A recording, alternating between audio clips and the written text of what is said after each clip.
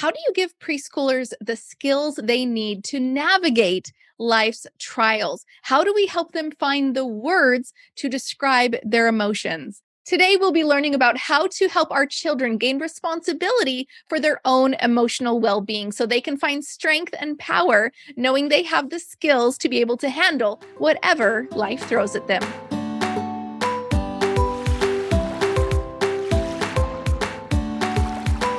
Welcome back to the Preschool All-Stars podcast. I'm your host, Joy Anderson, and with me today is my good friend, Becky Goddard-Hill. She is the beautiful author of Create Your Own Kindness, Create Your Own Calm, and Create Your Own Happy.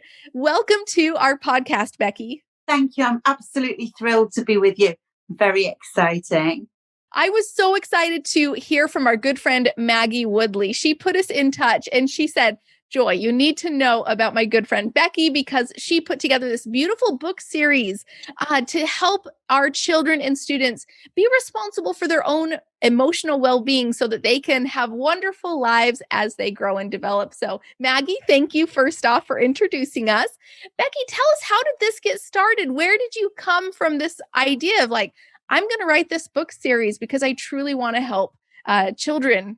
Absolutely. Well, I used to be a social worker and I worked with a lot of children whose lives have been very, very difficult. And they didn't, in the main, have the resources to cope with the curveballs life had thrown them. They didn't know how to distract themselves, calm themselves down, raise their mood, reach out for help. All the things that children who are really nurtured are taught. And I think it's really important that we never, ever stop nurturing our children's emotional well-being so they are strong and capable and resourceful, because life throws all of us curveballs, not just the children that I work with and children who are from very neglected and abused homes, but all of us. We have to deal with pandemics. We have to deal with political upheaval, with deaths, divorces. Life is hard and our kids are not going to escape that. But if we can teach them when they're really young to be strong and robust in the face of things going wrong and to know how to manage themselves so they don't get overly worried or overly angry or stressed, but they can face the adversities that come with hope and resilience, then I think we've done a really great job as parents. But I think it's key that they are taught when they are young, because when kids are young, they are receptive to learning about new things and new ways of thinking and putting it into action and trying it out. They're the perfect age. I absolutely love that. And so you're talking about helping children to be strong and resilient so that when the trials do come, love that. Now, your whole background has been in social work and Yes, that's helping right. these amazing children who have gone through so much already to learn these skills. So, but sometimes they're learning them at older ages, and Yes, that's difficult. So if we can instill these skills as a young age, yes. even better for all of our amazing children and students. That's right. And at the moment, so I worked in social work for quite a while till I had my own children, and then I wrote for a while. But now I do both. So I write blogs about emotional well-being and parenting. I also work as a therapist for a, a big charity called Action for Children. And what they do, they work with children as young as 5 who are struggling with their emotional well-being. So I deliver direct therapy to them, very much based on cognitive behavioral therapy, teaching them that their thoughts are very powerful and affect how they feel, and their thoughts and feelings go on to affect their behavior, and really trying to teach them how to cope with the things they find tough. So it's come full circle, really, to the books where I combine my love of writing with my desire to help kids be strong and capable. And so, yeah, I thought it'd be really nice to get some of these ideas I've got down and share them.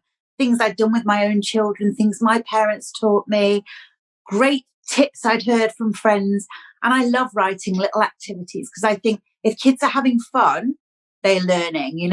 So each of my books contains 50 activities around the issue. So the happy book, it's got 50 happiness activities, and they're really diverse. So some are physical, some are emotional, some are social, but they're all fun and they're all about grounding that learning. And I think that's so critical too. I mean, if we're just going to hand a child a book and say, hey, read it, go be happy, go figure out how to Yeah, make a happy life for yourself, they might not be that excited about it, but you No. made this into a wonderful, exciting book for children to go through. What is the typical age for your book specifically? That's a great age for them to go through. 6 to 12. The books are written for kids aged 6 to 12. But I think that you could do them with even younger children if you worked through them with them. So let me just show you an example. They're very visual books. Lots and lots of lovely pictures in them, and they're pretty, and they are nice to look at. But the kid doesn't have to be able to read them. You can, for example, take this, read it yourself as a parent and think, let's give that activity a try, and just get the learning in as you're doing it, bit by bit. Older children might want to work through it privately, do bits themselves. Some bits are actually quite serious. I don't fudge the tough stuff. So they'll talk about how to cope with bereavement and things like that. At the same time, teaching kids what to do when they perhaps don't like somebody very much at school, or what to do when that new kid starts and everyone's leaving them out, or if they see their friend being bullied. So it's quite a range of issues that I deal with, right through to being closer to your grandparents and getting to know them. But they don't have to be done just by the child sitting and working through it. Parents can put these into action, and they can be little prompts for activities. Okay, so I just love this so much right now. Let me tell you why. In my experience of, the 10 years of growing my own preschool and having 1,000 students come through our doors, when you mentioned, how to help children go through bereavement, I would have loved to have your book back then, because I had a young student who lost his mother. And, we did as much as we could, but being able to have the words to use and reading through these books, and possibly even some activities that they can do through, doesn't matter the age, whether they can do it on their own 6 to 12, or whether you as a parent can help your children and students as they are younger. You can read through these, you can have these conversations, you can do some of the activities, model a little bit differently perhaps. But the truth is that our children go through, quite frankly, a lot, They and do. so we can't shelter from certain conversations, No, because we're going to no, encounter those things. absolutely. There was some shocking statistics came out in the UK 2 days ago that presently more children are hospitalised for mental health issues than medical issues. So isn't that just shocking? More kids are in hospital because of their mental health than their physical health. There's now 1 in 6 children in schools in the UK considered to have mental health issues. 3 years ago, it was 1 in 9. I mean, that's a huge increase. And obviously the present circumstances, we're in lockdown here, and that causes a lot of stress, a lot of worries, and a lot of anxiety and isolation for even very little kids who are used to being social and free and hugged by lots of people, not living in an intense, situation where the parents are trying to homeschool them and all that.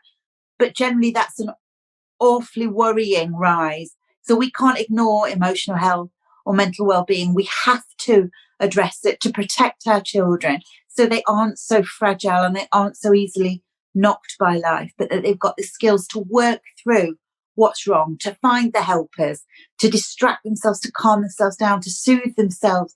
So the recent book that I've written on kindness, the first third of it is all about self-kindness, because I really think if we can teach children to be kinder to themselves, to not get so frustrated when their picture isn't perfect, when they draw that picture, if it's not right, just to be able to go, oh, well, you did your best, Becky. It was all right. Either have another go or just leave it for today, rather than, oh, I'm so stupid, and ripping it up, because that kind of pressure on yourself and that self-hatred, that's what leads to teens self-harming, and the really serious stuff that comes later on when kids haven't learned to self-soothe or to be kind to themselves. So the first third of my book is really teaching kids to use kind words towards themselves, to calm themselves down when they're stressed before they make a decision, because they'll think more clearly. It's about looking after their body and their mind and really treating themselves with respect. A big part of it is realizing that actually they are their own best friend. They don't need another person to validate them or to be kind to them. They have to be kind to themselves. And that when things are harder, that's when you up the kindness. That's not when you beat yourself up. That's when you up the kindness. So I think if we can get that into kids' heads, it will help them a great deal in their teen years when things can feel very, very intense and difficult. And I think focusing on so much realizing that we can't just let these skills naturally develop on their own, thinking and kind of saying, well, kids will be kids and kids will figure it out. But truly, needing to instill these skills into our children so that they can have that confidence and that power and the strength, like you said, in their own resiliency in later times. You mentioned that the first third of your book is focused on helping kids develop this within themselves first. Yeah. What are the other portions of your book? So the first third is about self-kindness. The second third is about kindness to other people. So our friends, our teachers, our parents, our grandparents, the people we come into contact with, even strangers, even that kid at school that we don't get on with. How are we going to be kind to them? How do we develop empathy? That sort of stuff. And then the last section of the book is how to be kinder to our world. And that involves things like reducing our carbon footprint. It includes feeding the butterflies and the bees. It's about picking up litter. It's about realizing that even though you're tiny, you can have an impact on this world and you can be kind to our planet and make it a better, more lovely place for everyone that lives in it. And I think that's really important too, that kids feel a sense of their impact, that they know they can make a difference. And it isn't just an adult thing to do. And it's not just up to the politicians. And there's a little bit in it about peaceful protest and how if they feel strongly about a cause, they could write a little letter to their local councillor or member of parliament or to the newspaper, and that they do have a voice. I love that.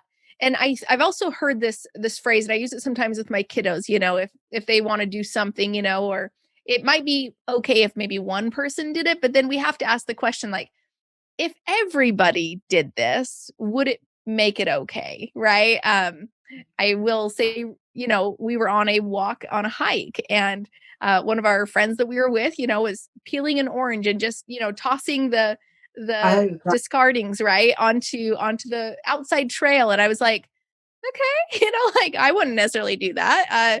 Oh, it's biodegradable, oh, it'll do that. And so my kid's like, okay, so where can I spit my gum out? Oh, just on the trail, just off the side, but we have to go back to if everybody did that, would it make it okay? Right. All of a sudden we're going to have a different, landscape that we're walking through. That's right. That's right. And I think children need to be able to trust their own judgment of what is right and wrong.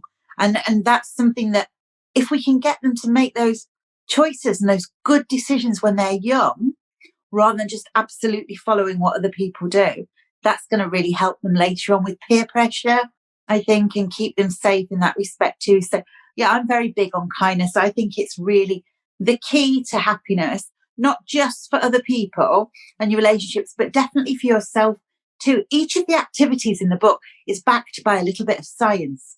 I'm a great believer in that if you explain to a child why something works, they are much more likely to take it on board rather than just believing me as a random adult that's come into their life. If I say, well, scientists have found, they go, oh, right, that must be right there. Because we raise kids to believe in science, don't we?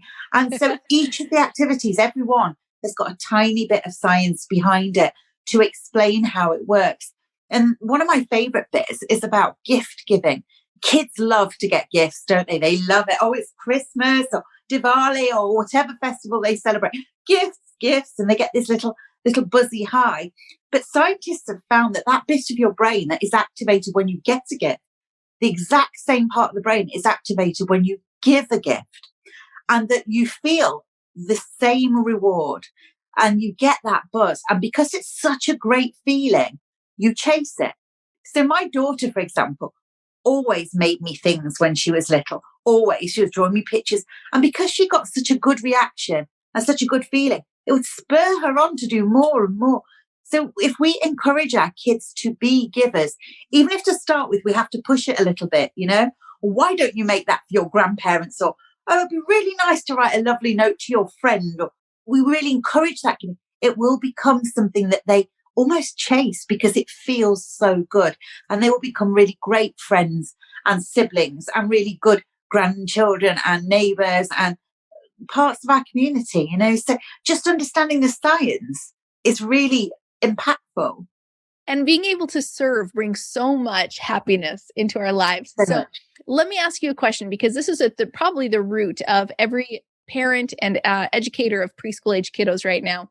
How can we help build these skills of self-soothing into our children and students? So let's picture a classroom where a child is really struggling to overcome his emotions, right? Like, somebody takes his toy or somebody does something he doesn't like or things like that. And we get that spike of, maybe anger or maybe a big emotion. What are some of the activities in your book that can help somebody like that? Okay, well, some of them are quite physical. So things like a hand massage. I teach kids just to go and sit and stroke their hands. And it's a lovely little ritual they go through. And by the time they've finished, the chemicals in their brain have had a chance to calm down. And I say, do that, then make your decision about how you're going to respond to what's wrong. Okay. So it's about filling that pause. I also think a really important thing is kids learn to be verbally assertive. So they can say, hey, he took my toy. Will you help me? Yeah. So it's teaching them to use emotional language. So there's lots of activities around that. So I have a lovely game called the feelings game. And the feelings game is you write lots of little feeling words on bits of paper and pop them in a jar. You sit in a circle and everyone takes one out and then has to use that word in a sentence. So you might get scared, I might get happy. And I say, I last felt happy when I ate a big piece of cake. And it's just so that the language of emotion becomes something that people can speak rather than have to show. And if kids then know that you will hear them, because anger's fine, frustration's fine, their feelings is part of being human, isn't it? But it's the behavior, it's what you do with that. So if we teach them, we will listen to their emotions and they can speak their emotions rather than display them. I think we give them an element of self-control, really.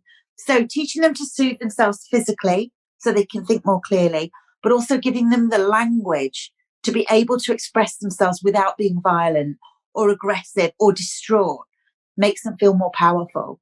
That is absolutely perfect. Helping them to be able to speak their emotions rather than needing to outwardly display those emotions. Yeah. Well, I remember working in a children's home with a boy who had a lot of issues with anger. He'd had a terrible life and he would get so upset. He would throw things and he was quite old. He was probably about 11, but he was quite big and frankly quite frightening. He could hurt you. And I remember one day he was about to throw a pool cue at me. And I just said, I can see you are so angry right now. And he went, I really am so angry. He just wanted to be heard. And he put that pool cue down, burst into tears and ran off. But he didn't attack me. I'd heard him. He'd said how he felt. And it was a bit of a turning point in mine and his relationship by just me saying, I can receive your anger. I can see it. I can feel it. He didn't need to show me anymore. So I think as adults, if we role model being able to use emotional words and being able to hold anger rather than deny it, like, oh, you need to calm down. Because sometimes they want to express, I feel they are genuinely really frustrated and upset. And that's just a human experience, isn't it? But it's how they display it. And teaching them to ask for help is really key, I think.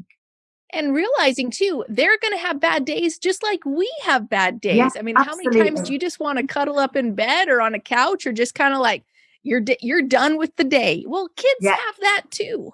They do. They do. And we need to give them the skills to cope with it.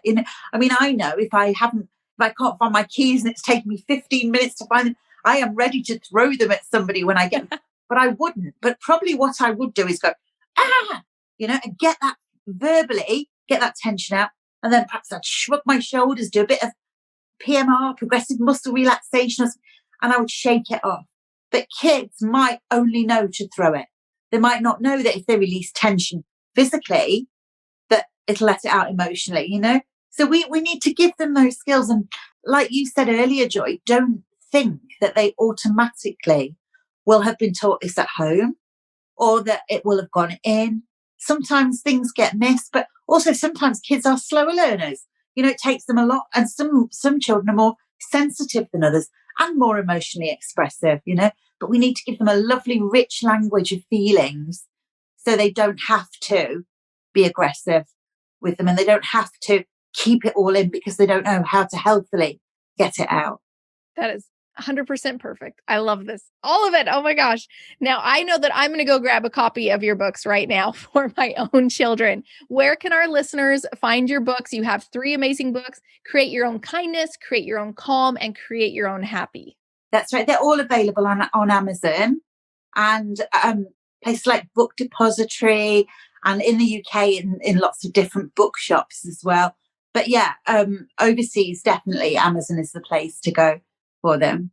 That is perfect. Well, everybody, you need to go get her books right now for your children, not only for your 6 to 12-year-olds who can do it on their own. What a wonderful resource and activity book for them to instill their own kindness, happy, and calm into their lives, but also for your own children and preschoolers who are younger, who you can do these activities with them. So again, Becky, thank you so much for being on our podcast. Oh, you're so welcome, Joy. It's been a real treat and a pleasure to talk to you today.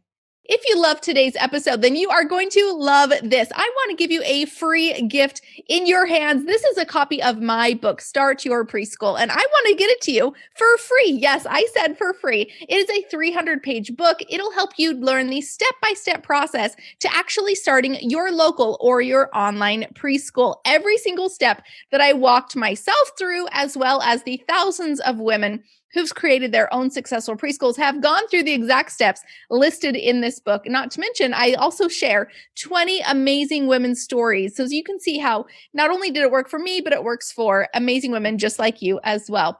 I want to get you this free copy. Just go to freepreschoolbook.com or click the link in the description and we'll get it to you today. Again, just go to freepreschoolbook.com and we'll get it right to you.